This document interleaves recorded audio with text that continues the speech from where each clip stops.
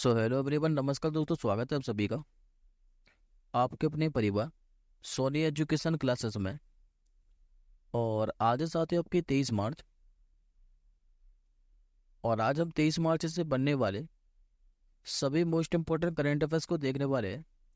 तो चलिए सबसे पहले हम लोग फटाफट से एक बार 22 मार्च के करंट अफेयर्स को क्विकली रिवीजन कर लेते हैं, मात्र 2 मिनट के अंदर। उसके बाद हम लोग आज के क्वेश्चनों को डिस्कस करेंगे। जैसा कि हम लोगों ने लास्ट क्लास के अंदर पढ़ा था, अभी किस देश में भारतीय मूल के प्रधानमंत्री, जिनका नाम है लियो वाराडकर, इन्होंने अपने पद से इस्तीफा दे दिया है। तो ये थे आयरलैंड के अंदर। अभी केंद्रीय खाद्य प्रसंस्करण और उद्योग मंत्रालय का अतिरिक्त जो प्रभार है ये किसे सौंपा गया है? तो किरण रिजिजू को। प्रबोवो सुबियांतो, ये भी किस देश के नए राष्ट्रपति चुने गए थे? तो इंडोनेशिया के। और किसके स्थान पर बने थे? तो जोको विडोडो के स्थान पर। अभी यूनाइटेड नेशन के द्वारा एक रिपोर्ट जारी की गई थी, और इस रिपोर्ट का क्या नाम है? तो क्लाइमेट रिपोर्ट। इस रिपोर्ट के अनुसार किस वर्ष को अब तक का सबसे गर्म साल दर्ज किया है? तो 2023 को। अभी पेरिस ओलंपिक 2024 के लिए भारतीय ओलंपिक संघ ने किस बैंक के साथ साझेदारी की है? तो यस बैंक के साथ। भारतीय सेना ने अपना पहला अपाचे लड़ाकू हेलीकॉप्टर स्क्वाड्रन ये कहाँ पर बना है? तो राजस्थान के अंदर। इसके बाद हम लोगों ने 21 मार्च से 2 दिवस पढ़े थे। एक तो पढ़ा था विश्व वानिकी दिवस, और दूसरा हम लोगों ने पढ़ा था कि जो विश्व कविता दिवस है, यानी कि वर्ल्ड पोइट्री डे। ये दोनों ही दिवस हर साल 21 मार्च को मनाए जाते हैं। अभी चक्रवाती तूफान मेगन ने ऑस्ट्रेलिया को प्रभावित किया था। हाल ही में यूरोपीय देश वेल्स के पहले अश्वेत नेता कौन बने हैं? इनका नाम है वॉन गैथिंग। अभी महाराष्ट्र गौरव पुरस्कार ये किसे मिला था? डॉक्टर उमा रेलवे को। और ये और याद रखिएगा आप लोग कि जो डॉक्टर उमा रेले है, इनका संबंध किससे है? तो भरतनाट्यम से। वर्ष 2024 में विश्व दूरसंचार मानकीकरण असेंबली किसकी मेजबानी में होने वाला है? तो भारत की।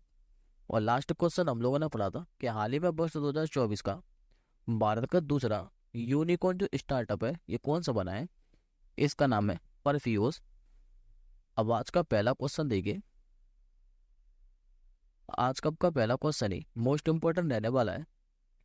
हाल ही में किस देश ने माननीय प्रधानमंत्री मोदी जी को अपने सर्वोच्च सम्मान, जिसका नाम है ऑर्डर ऑफ द ड्रूको ग्यालपो, इससे सम्मानित किया है?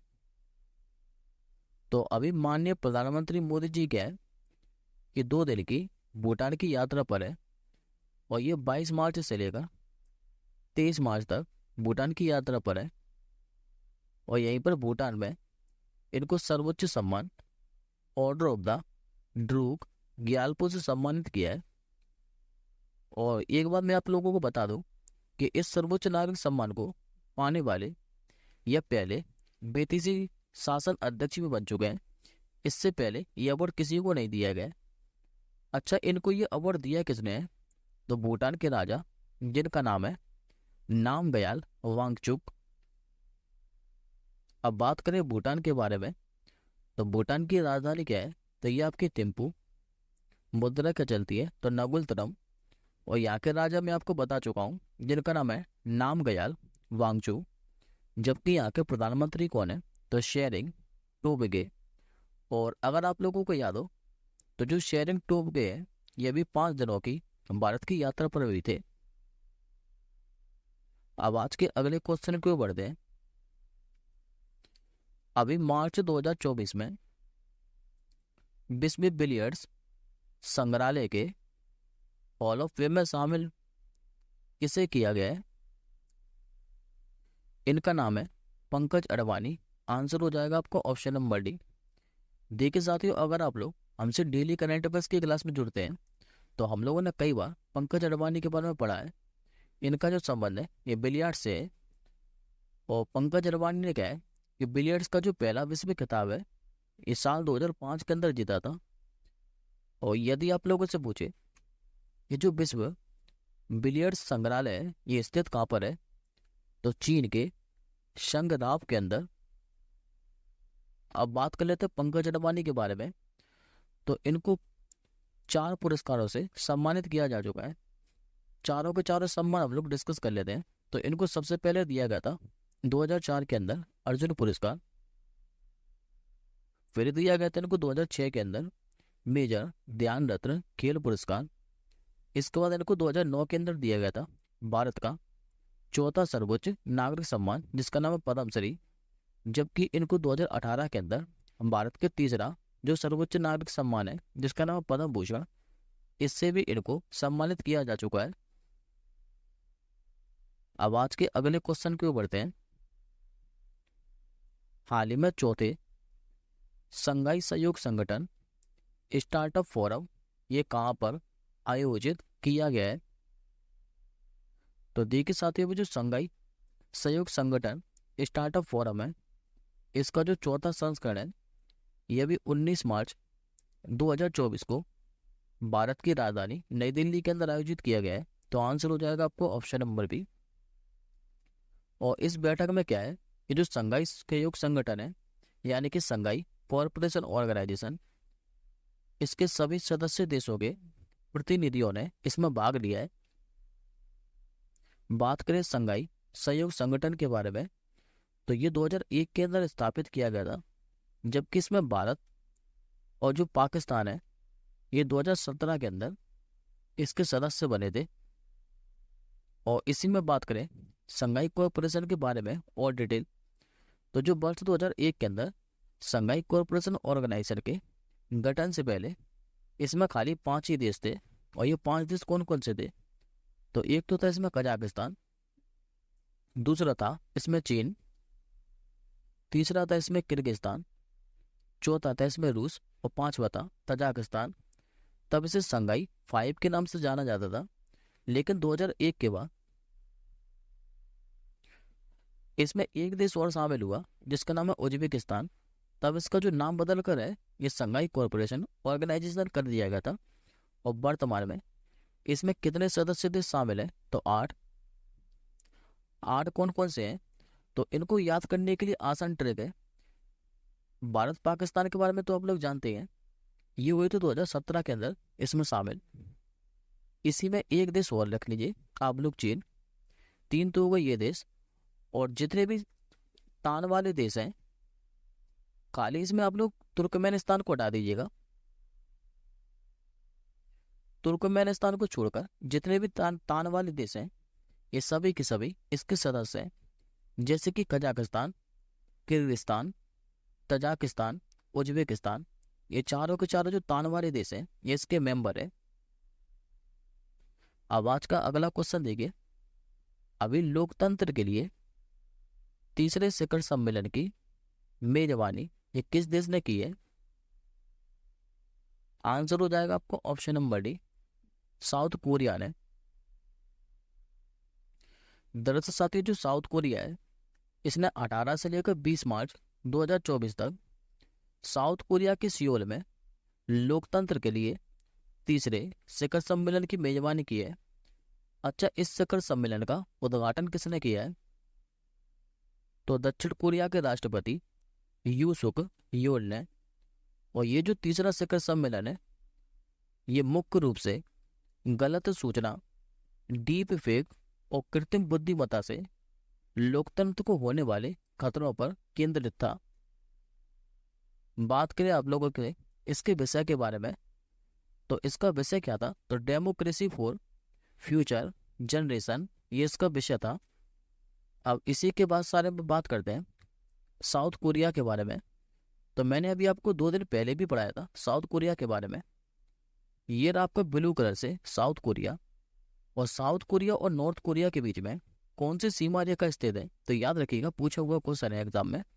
यह 38 डिग्री जो सीमा रेखा है ये साउथ कोरिया को नॉर्थ कोरिया से अलग करती है। साउथ कोरिया की राजधानी के बारे में बात करें तो ये आपकी सियोल। करेंसी क्या चलती है, तो साउथ कोरियन वॉन। राष्ट्रपति मैं आपको बता चुका हूँ, जो कि यूसुफ यूल। प्रधानमंत्री यहाँ के हान डक्सू। और 38 समांतर जो रेखा है, ये भी मैं आपको अभी बता चुका हूँ कि साउथ कोरिया और नॉर्थ कोरिया के बीच में है। नेक्स्ट क्वेश्चन देखिए। और अभी साथियों हम लोगों ने 2 दिन पहले ही एक क्वेश्चन पढ़ा था कि साउथ कोरिया की क्राफ्टन कंपनी है, इसने भारत के लिए पहला गेमिंग इनक्यूबेटर लॉन्च करने की घोषणा की है, तो याद रखिएगा। नेक्स्ट क्वेश्चन देखिए। भारत की पहली बैटरी एनर्जी स्टोरेज जो गीगा फैक्ट्री है, ये कहाँ पर लॉन्च की जाएगी?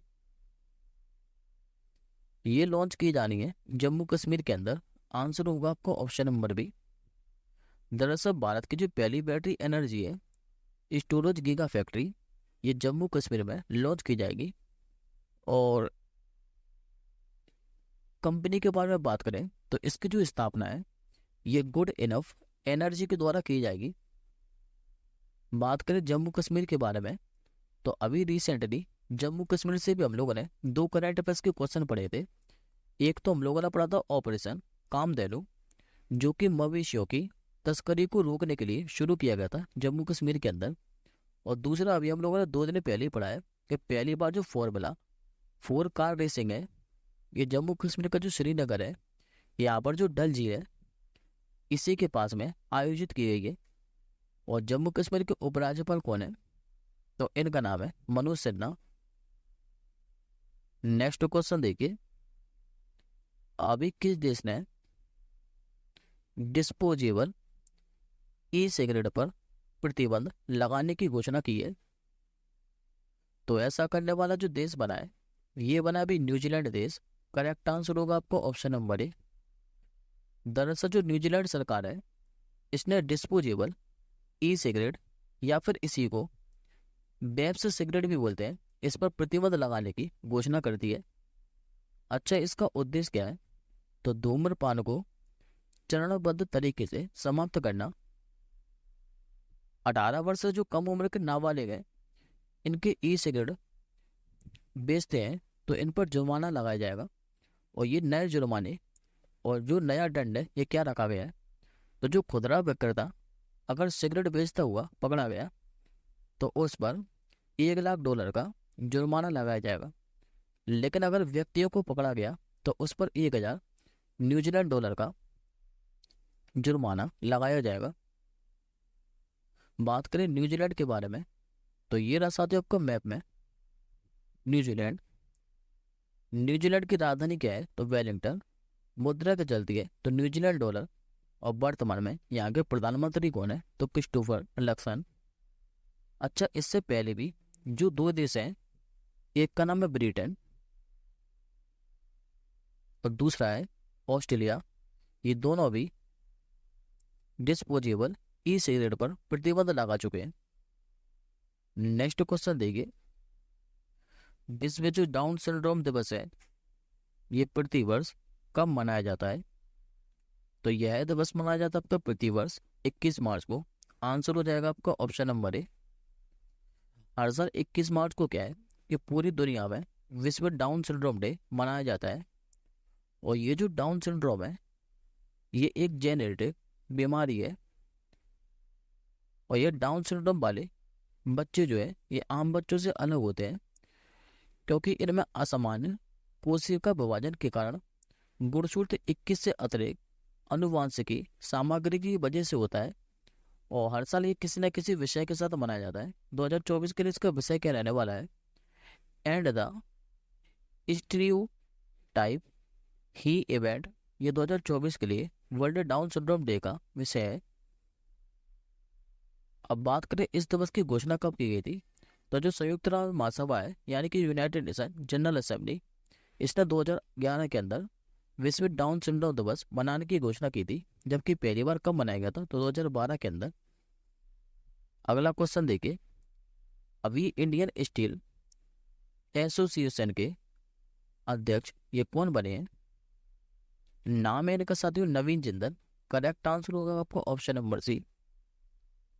दरअसल जो जिंदल स्टील एवं पावर है इसके जो अध्यक्ष है नवीन जिंदल, इनको भी इंडियन स्टील एसोसिएशन का अध्यक्ष चुना गया है।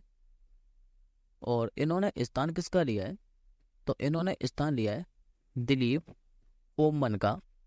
बात करें इंडियन स्टील एसोसिएशन के बारे में, तो इसकी स्थापना कब हुई थी, तो 2004 के अंदर। मुख्यालय इसका नई दिल्ली के अंदर। और यह भारत का जो कच्चा उत्पाद है, इसका 65% भाग इसका प्रतिनिधित्व करता है। नेक्स्ट क्वेश्चन देखिए, हाल ही में हेती में फंसे भारतीयों को निकालने के लिए इनमें से कौन सा ऑपरेशन चलाया गया है। इस ऑपरेशन का नाम है ऑपरेशन इंद्रावती। करेक्ट आंसर हो जाएगा आपको ऑप्शन नंबर बी।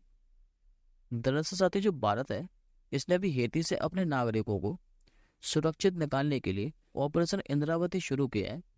अच्छा, क्या कारण था जिससे हेती में ऑपरेशन इंद्रावती चलाया गया है, तो हेती में बिगड़ती कानून व्यवस्था के मद्देनजर ये कदम उठाया गया है। और भारत अपने 90 नागरिकों को निकालने पर विचार कर रहा है, जिसमें से 12 नागरिकों को जो है ये सुरक्षित अभी निकाल लिया गया है।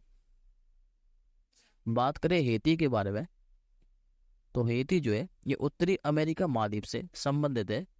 यहाँ की राजधानी क्या है, तो पोर्ट ओ प्रिंस। प्रधानमंत्री कौन है, तो एरियल हेनरी। और यह दूसरा ऐसा देश है जहाँ फ्रांसीसी भाषा को आधिकारिक भाषा के रूप में दर्जा दिया गया है। और पहला कौन सा है, तो पहला कनाडा है। एक बार बाकी के ऑप्शन और देखिए, जैसे कि ऑपरेशन गंगा, ये यूक्रेन में फंसे भारतीयों को बाहर निकालने के लिए चलाया गया था। ऑपरेशन जो देवी शक्ति है, ये चलाया गया था अफगानिस्तान में फंसे भारतीयों को बाहर निकालने के लिए। और जो ऑपरेशन मेघदूत है, ये सियाचिन पर भारतीय सैनिकों के द्वारा चलाया गया था। हाल ही में ऑल इंडिया रेडियो का महानिदेशक किसे नियुक्त किया गया है। नाम है इनका साथी मौसमी चक्रवर्ती। करेक्ट आंसर हो जाएगा आपको ऑप्शन नंबर सी। ये रहे आपके सामने इमेज में मौसमी चक्रवर्ती, जो कि ऑल इंडिया रेडियो की नई महानिदेशक बन चुकी हैं। अच्छा, इन्होंने स्थान किसका लिया है, तो इन्होंने वसुधा गुप्ता का स्थान लिया है। बात करें ऑल इंडिया रेडियो के बारे में, तो इसकी स्थापना कब हुई थी, तो 1936 के अंदर। और ऑप्शन में आपको एक नाम और दिखाई दे रहा होगा, जिनका नाम है नवनीत सहगल। इनको भी प्रसार भारती का नया अध्यक्ष बनाया गया है। और ये क्वेश्चन हमने 15 मार्च को ही पढ़ा था। आज का आपका आखिरी क्वेश्चन है, हाल ही में grid controller of India limited यानी कि ग्रिड इंडिया, इसने कौन सा दर्जा प्राप्त किया है। ये क्या इसने साथ ही मिनी रत्न कंपनी का। आंसर हो जाएगा आपको ऑप्शन नंबर सी। दरअसल साथ जो ग्रीन इंडिया है, इसने भी मिनी रत्न श्रेणी 1 यानी कि केंद्रीय सार्वजनिक क्षेत्र उद्यम का दर्जा हासिल कर लिया है। मान्यता किसने दी है इसे, तो विद्युत मंत्रालय ने।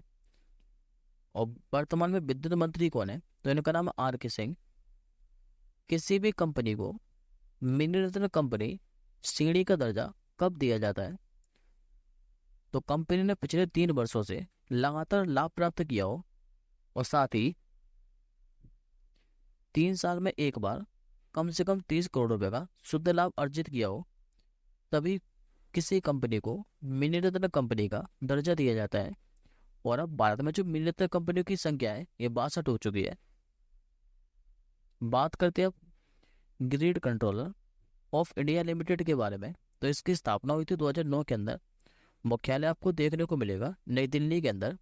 और वर्तमान में इसके अध्यक्ष और प्रबंध निदेशक ये कौन है, तो ASR नरसिम्हन इसके वर्तमान में अध्यक्ष और प्रबंध निदेशक है। आज का आपका क्वेश्चन नंबर डे है कि अभी वर्ष 2030 के सरस्वती सम्मान से किसे सम्मानित किया जाएगा। इस प्रश्न का आंसर आप लोग कमेंट बॉक्स के अंदर कीजिएगा। अब जल्दी मिलेंगे नेक्स्ट क्लास के साथ ही, तब तक के लिए जय हिंद, वंदे मातरम।